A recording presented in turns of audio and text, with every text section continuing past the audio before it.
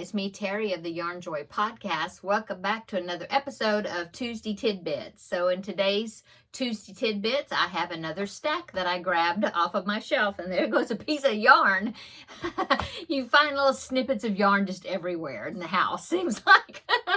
Okay, let's get started because I grabbed a stack, as I was saying, of 5 more books off of my shelf. Okay, so the first one is one of those little digest size books, and it is called Edgings. It is a Coates and Clark book, and it I don't even remember where this came from. It might have been given to me. It says copyright 2001, so it's on the older side, not real old. But anyway, it is edgings to crochet, tat, and knit. Okay, so let's see if it says how many edgings for each one. It just says, let's see, there's crochet edgings from page 7 to 18, knitted edgings from 19 to 22, and then tatted edgings from 22 to 25. So there's more crochet edgings in here than anything else, looks like.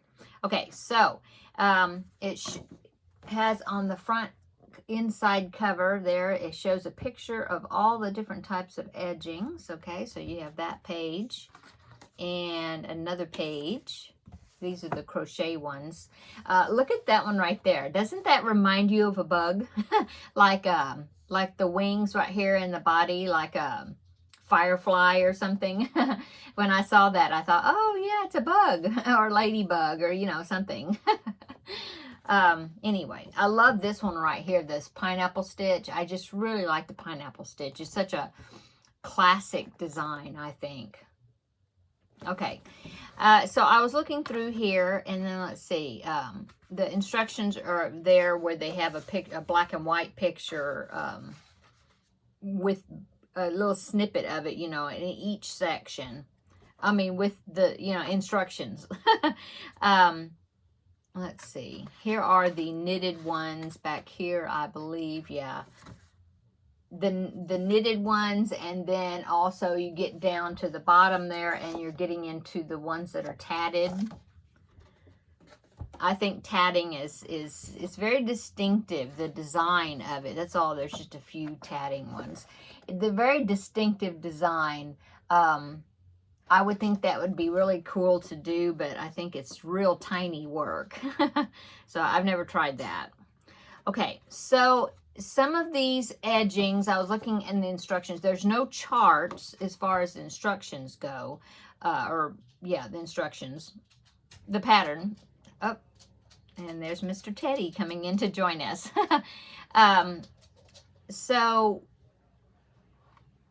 some of them have the multiples where you can like customize the length, like it'll say chain of multiple of 12 plus 8 stitches for the desired length.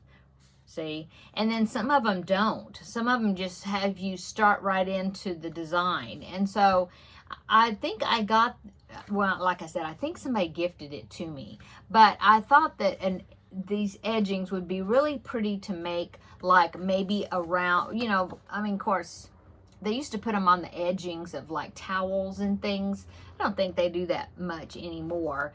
But I thought that some of these edgings would be pretty around like a basket or something that you make. You crocheted maybe a basket, and then you make this edging, and then you sew it onto the basket, around the basket. I thought that would be pretty. And I don't know, I think most of these are like freestanding edgings. Like if you wanted to put them like the top and bottom of a blanket or something, like a baby blanket, I think you'd probably have to make the edging and then sew it on, I think. Anyway, there is that. It is, yeah, like I said before, it's a Coates and Clark book, okay? And I'll try to find links to where you can purchase these online. I'll try to look for them if I can, you know, I'll try to find them, and I'll put them down below in the description box. Okay, let's go on to the next one. The next one is a little small size booklet too. I love these little small booklets because they're so portable. Okay, so this one is Baby Stacks. If you've been watching my videos for a while, you know that I did use this book and I made a one of these baby stacks for my great niece that was born. She is going to be, let me think, she's 2. I think she's going to be 3. No, I think she's turning 4. I think she's 3, but she'll be like 4 in like September, if I'm right. Anyway, and the one I made her is this one. Let me see. Here it is. Because they live close to the beach, you know, it's like in a coastal town. And so I made her this one with the octopus at the base, and then you have the starfish, because they have faces on them. The starfish to put on the top. So that's the one I made. And it turns out quite large. I had to get like a plastic canvas circle, and then you use that as the base, inside the base of the bottom part, to help it to stand up. Now the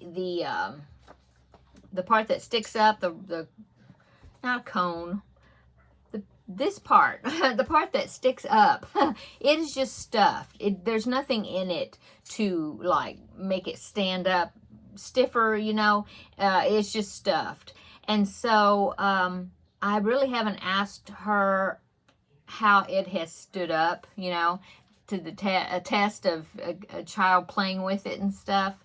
I had big plans that I was going to make, because I had 2 great nephews that was going to be born. Actually, they were born first, but I was thinking that I would make one for each of them, and of course I didn't, and they're like 4 years old now, and I didn't do it. But I always had plans that I was going to do this one with the jungle animals. I think it's really cute. There is 6 different versions of it. Of course, the base and the central stick, I don't know what you want to call it, is the basic shape. And then you go and the rings are too, I think. And then you customize them, you know, different ways. Look at this one right here. Is there one of them that's got it all put together? Let me see. Yeah, here, see, this one I thought was really cute because it looks like a beehive when you put all the rings on there. Isn't that cute? And then they have one that's a rainbow right here. This one right here is donuts. I thought that was really cute too.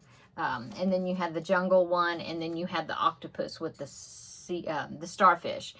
Anyway, I haven't made any more because, like I said, it makes it quite a big toy, and I just didn't know how much it was gonna, you know, keep its shape and stuff, and it's a lot of work. So I don't know if I might end up making that jungle one someday again. I just think it is really cute. It's a leisure arts book.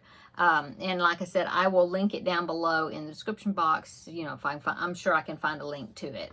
Okay, so book number 3. This one also was given to me, and it is called Crochet Undercover, and it is hats, but it's for like toddlers and up. You know, it's bigger sized hats, but they're really cute patterns.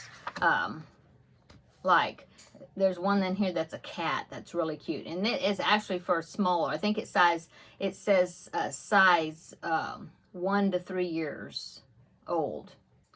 And I thought this one right here, I thought this one was really cute. See, it's a cat. Isn't that cute? A lot of these though it doesn't say the size, I mean the age, you know. So I don't know. I think if they're, like I said, toddlers and older. But look at the newsboy hat. Isn't that cute? Oh. And then, of course, you can see back here, there's a Batman where it even has the piece that goes over the eyes like a built-in mask. And the cat, I guess that's kind of like Captain America. I'm not sure. But anyway, there's some really cute hats in here. But like I said, they're for... you know, when I make hats, it's usually preemie hats. So I haven't tried to make any of these to like size it down. Here's a bear hat, teddy bear hat. Anyway, very cute. It's from Design. It says Design Originals. Yeah, Design Originals. And like I said, if I find a link to it, I will put it down below in the description box. Okay. The next one is baby blankets.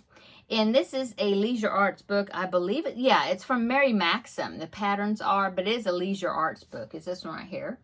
It says, terrific to touch baby Afghans. And I'll show you the one that, let's see, does it say how many is in here? Looks like 1, 2, 3, 4, 5, 1, 2, 3, 4, 5, 6, 7. I think there's 7 in here, 7 different patterns. Looks like it. Anyway, what really attracted me to this book, and I haven't made it yet, but I have it marked here to make it, is this one. It's called Textured Granny Blanket. It's this one right here. But I just thought that was such a pretty pattern. Now, the yarn that it calls for, see, here's an up close of that yarn. See, that's some of that, I call it like roving yarn. I don't know if that's what that is. I call it sticky yarn because it's got kind of a halo to it, and it really sticks together. And so it's very pretty. The color is very pretty, but I don't like working with it, because if you need to rip, if you need to rip it out because you made some mistakes, it's almost impossible to rip it out. And so I wasn't going to make it with, I don't know if it called, and it doesn't say what yarn it uses, but I'm sure you kind of know what that type of yarn is.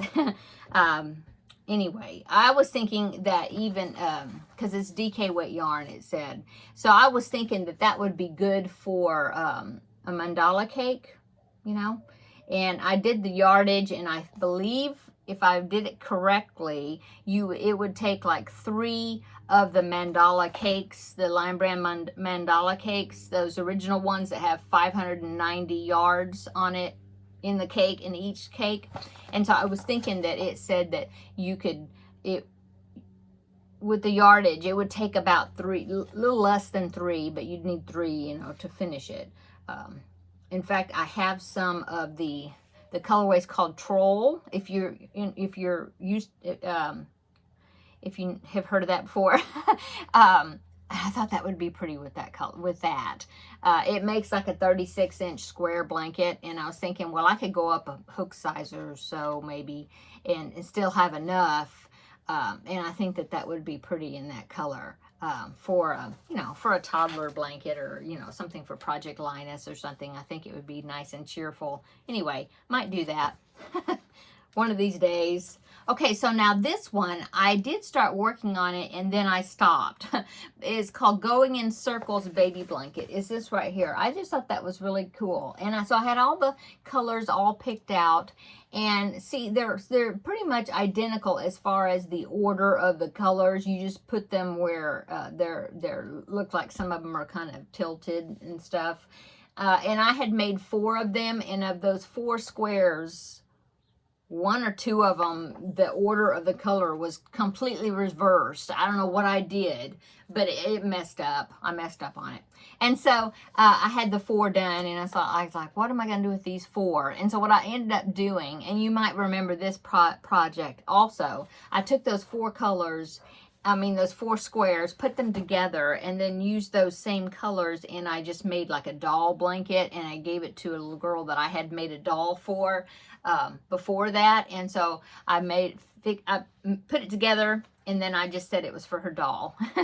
And so that's what I did with it. So that's what I did with that.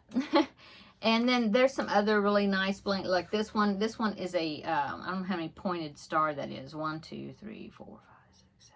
It looks like an 8-pointed star, but I thought that was a pretty blanket also. That would look pretty in a self-striping. Anyway, so there's some nice patterns in here. Yeah, I liked it. That's why I ordered it. Anyway, no, I think I bought it at Hobby Lobby or something. Yeah, Hobby Lobby. There's a sticker.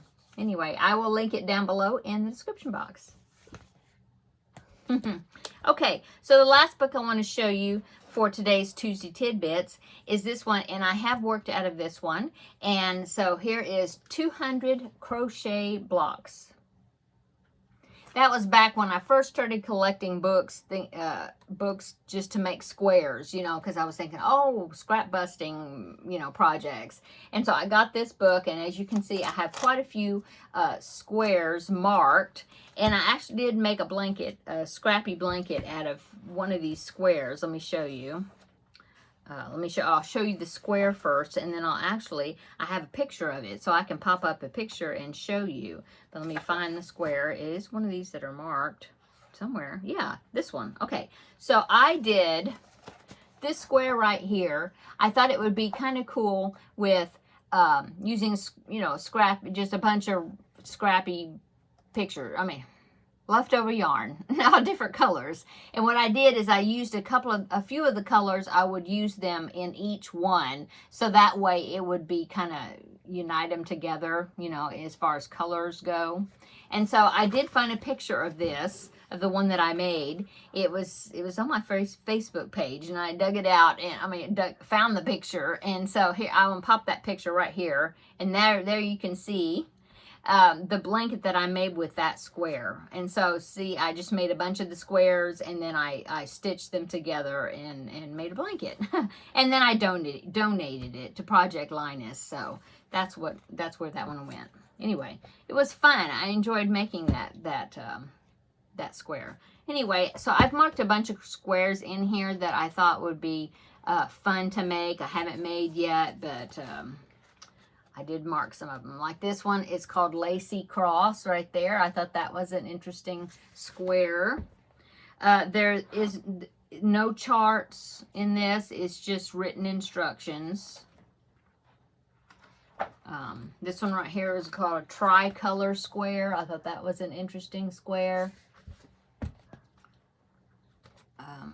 Here's one here, kind of like that Starburst one I showed you, but this one is called Sun Rays right there. Very nice squares.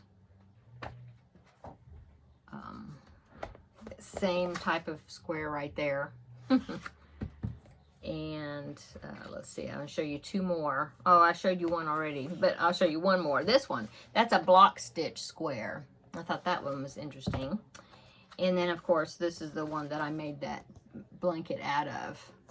So, very interesting book. I've enjoyed, when I did use it, I need to pull it out and use it again.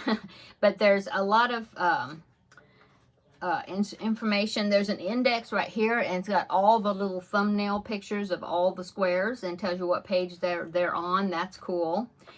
There's a few actual blanket projects that they made, and they showed you what squares that they used. You know, they like mix and matched the squares, and how you can design your square and plan out what you want, blanket, and then plan it out. But here's one right there that they used, and they told you what squares that they used for that blanket. And then they talk about using colors. Oh yeah, this one right here, look at that one. Isn't that pretty? And it tells you exactly what squares to use. Yeah. Really some pretty ones. Here's another floral one, and look at that one right there. That's like an optical illusion type square. Blanket. Anyway, there's several of those projects in there, and then it tells you what squares to use to make that. So that's interesting. Some good tips. Yeah, some good tips in there. And then there's some talking about, there's basic stitch information on how to make some of the stitches, and even seams, how to put those squares together. So anyway, good book. I will link it down below. It's an older book, but I'm sure you can still find it. So that is my 5 books I wanted to show you today for today's Tuesday Tidbits. I hope you're having a wonderful Tuesday.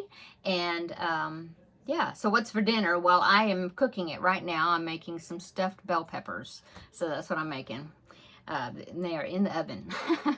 And I guess that's it. So come back tomorrow, and we will have a visit with Crafting with Friends, and we'll have a good chat there. I'll let you talk about what I did over the weekend and what I've been working on. And yeah, so I can't wait to see you then and have another visit. So come back tomorrow. I'll see you in the next video. Bye-bye.